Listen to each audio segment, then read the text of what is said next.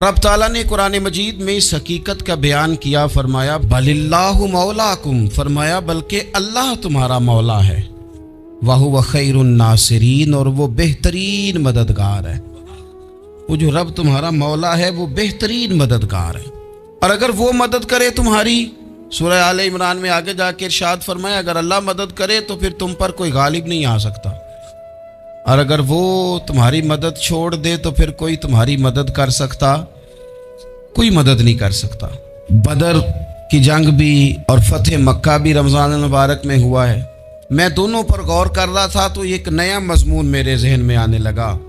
बदर की जो जंग है उसमें भी एक अजीब इनकलाब आया है कि 313 ने 1000 से मुकाबला किया, और जिन 1000 से मुकाबला किया वो असलहे से लैस थे, और ये जो 313 हैं इनके पास 6 जिरहें, 8 तलवारें, चंद घोड़े। लेकिन अल्लाह ने कामयाबी दी तो खुद रब ने बयान किया किस तरह दी। फरमाया वलक़द नसरकुमुल्लाहु बिबदरिन व अंतुम अज़िल्ला, वो कामयाबी इस तरह मिली है कि रब ने तुम्हारी मदद की थी, तुम तो कमज़ोर थे, अल्लाह ने बदर में तुम्हारी मदद की, तुम जीत गए। वलक़द नसरकुमुल्लाहु बिबदरिन व अंतुम अज़िल्ला, अल्लाह ने बदर में तुम्हारी मदद की, तुम तो कमज़ोर थे।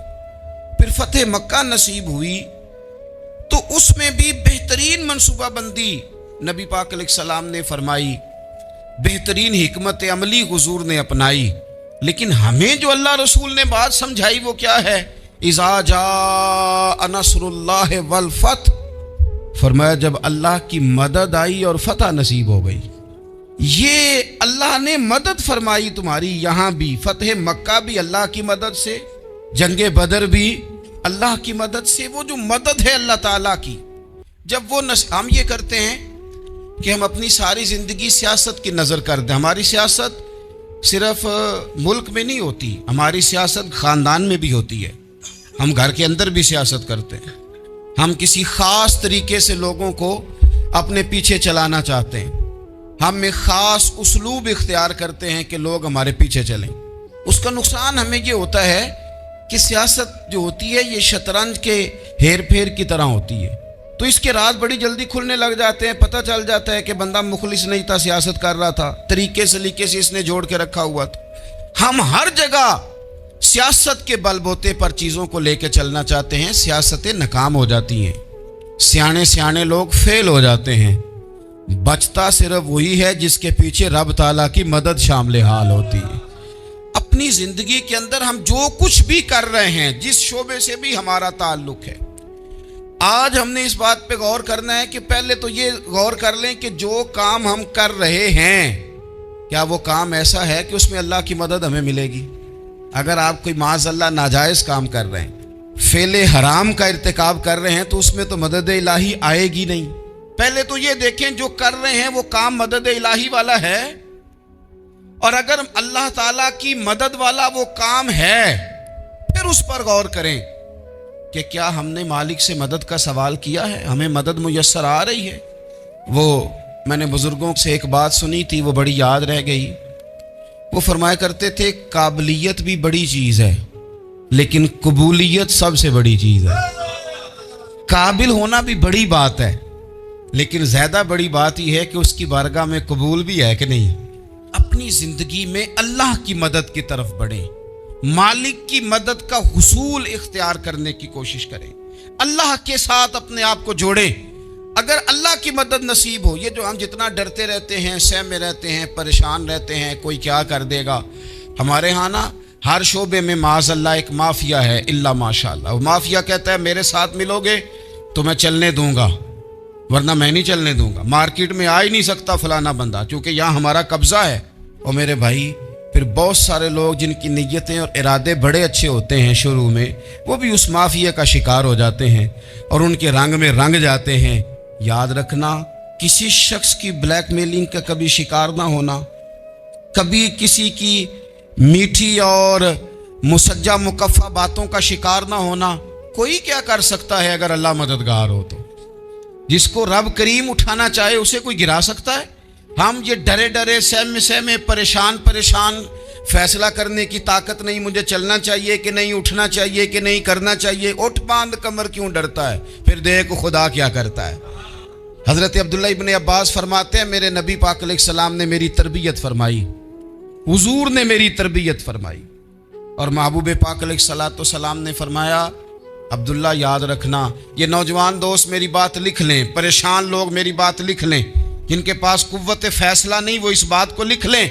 حضرت عبداللہ ابن عباس فرماتے ہیں میرے نبی پاک علیہ السلام نے مجھ سے فرمایا تھا عبداللہ سن، اگر ساری دنیا مل کے تیرا کوئی نفع کرنا چاہے کر نہیں سکتی جب تک میرے رب کی رضا نہ ہو، اور فرمایا ساری دنیا مل کے تیرا کچھ بگاڑنا چاہے تو عبداللہ بگاڑ نہیں سکتی جب تک رب کریم کی حکمت کا تقاضا نہ ہو۔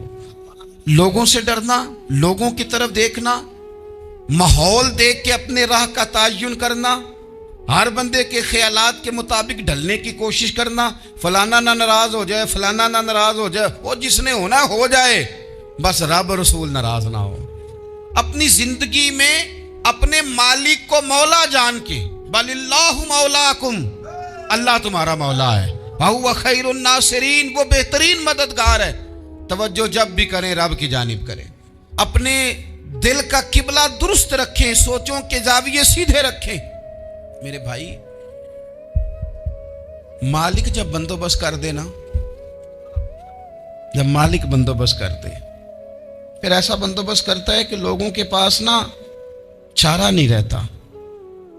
حضرت مریم رضی اللہ تعالی عنہا پاک باز تھیں، مسجد میں رہی تھیں، پر مالک کی حکمت کے تقاضے بڑے عجیب ہے نا۔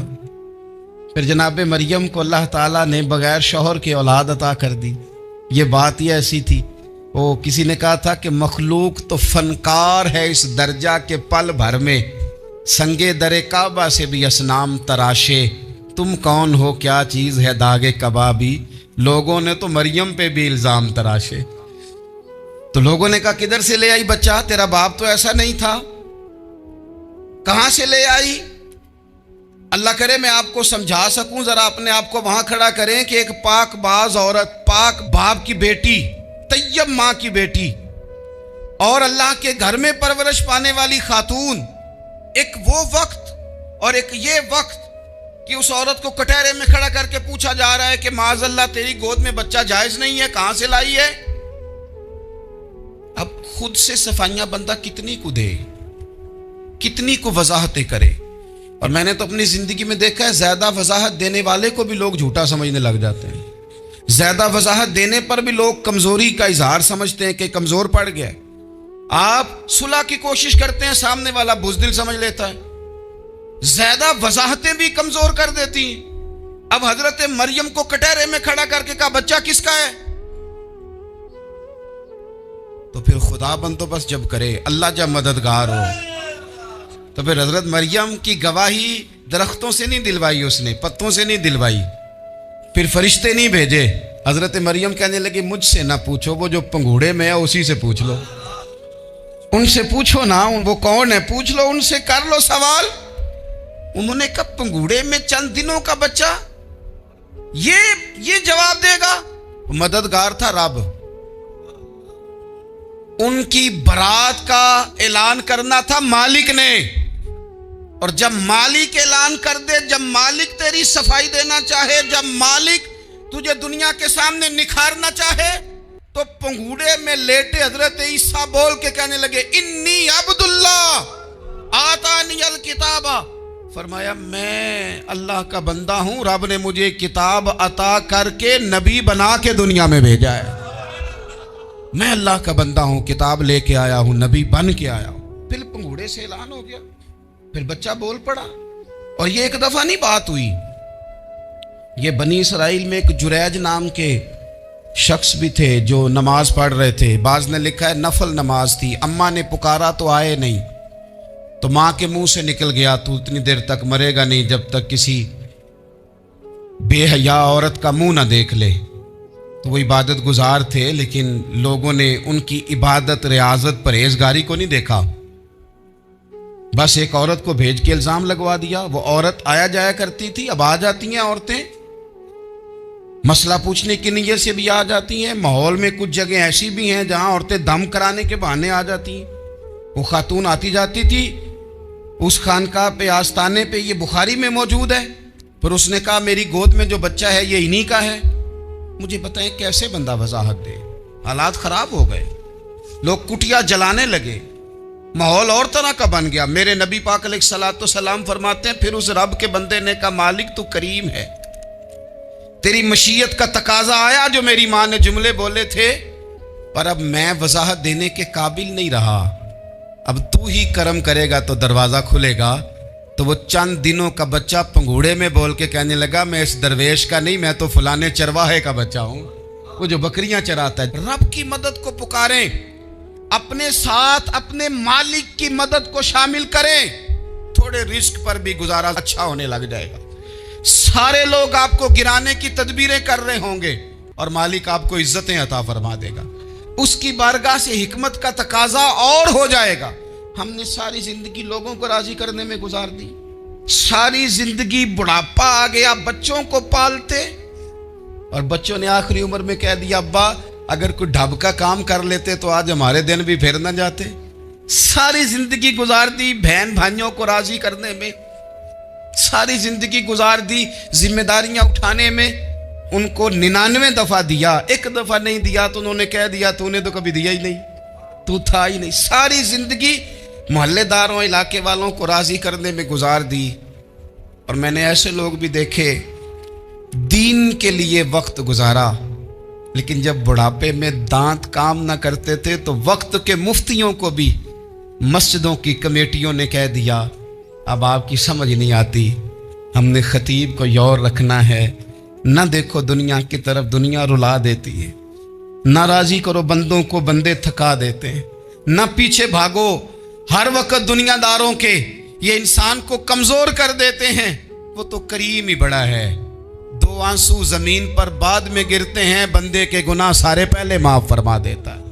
अल्लाह की मदद का हुसूल, अपने मालिक की मदद की तरफ बढ़ना, आपको बदर की जंग भी यही दरस देगी, आपको ओहद का मैदान भी यही सबक देगा, फतेह मक्का भी यही सबक देगा। मेरे दोस्तों से एक बात अक्सर करता हूँ, मैं कहता हूँ कि जितने दर्द से आप अमीर को अपनी कहानी सुनाते हैं ना, और जिस तरह आपके आंसू बात करने से पहले गिर जाते हैं कि गरीब हैं, बच्चियां हैं, कारोबार नहीं, ओ मेरे संगियो, इससे आधे आंसू अपने रब की बारगाह में बखेरो, उसके हुजूर अर्ज गुजार हो जाओ, उससे तलब करो।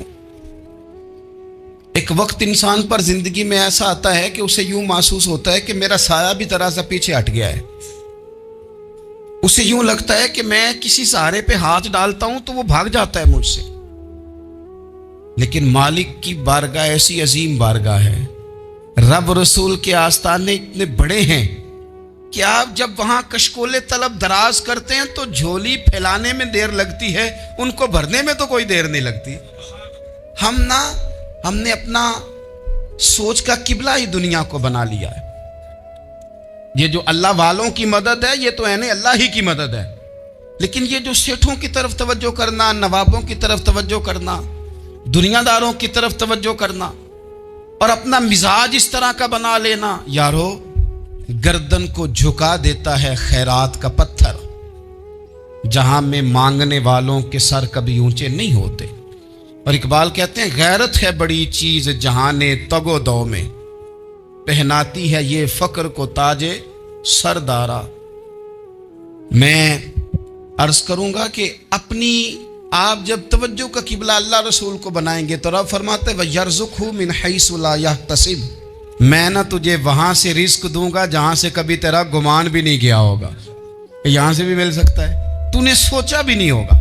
बुखारी शरीफ में हदीस है, हज़रत जाबिर इब्न अब्दुल्लाह फरमाते हैं नबी पाक सल्लल्लाहु अलैहि वसल्लम ने ना 300 लोगों का एक लश्कर रवाना किया किसी मुहिम के लिए, किसी जिहाद के लिए। हज़रत अबू उबैदा बिन जर्राह रदी अल्लाह ताला अन्हु अमीर लश्कर थे। फरमाते गुर्बत इतनी ज़्यादा थी, भूख इतनी ज़्यादा थी कि एक एक खजूर दिन में एक वक्त खाने को मिलती थी, और कुछ दिन ऐसे आए कि अब खजूर भी नहीं मिल रही।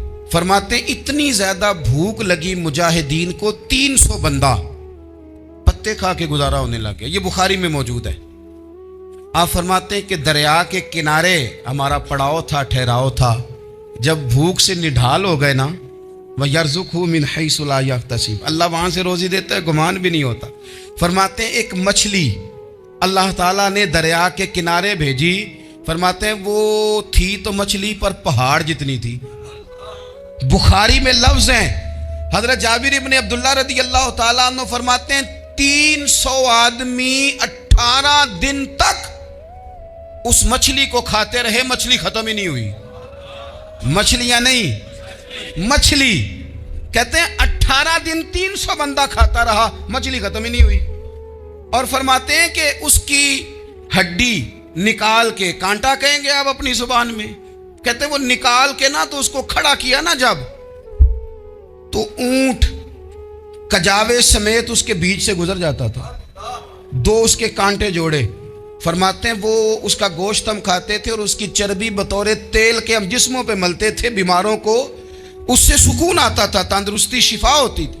فرماتے ہیں ہم کھایا بھی ہم نے، اور کچھ لے کے ہم مدینے بھی گئے، اور قربان جائیں نبی پاک نے بھی اس میں سے کھایا۔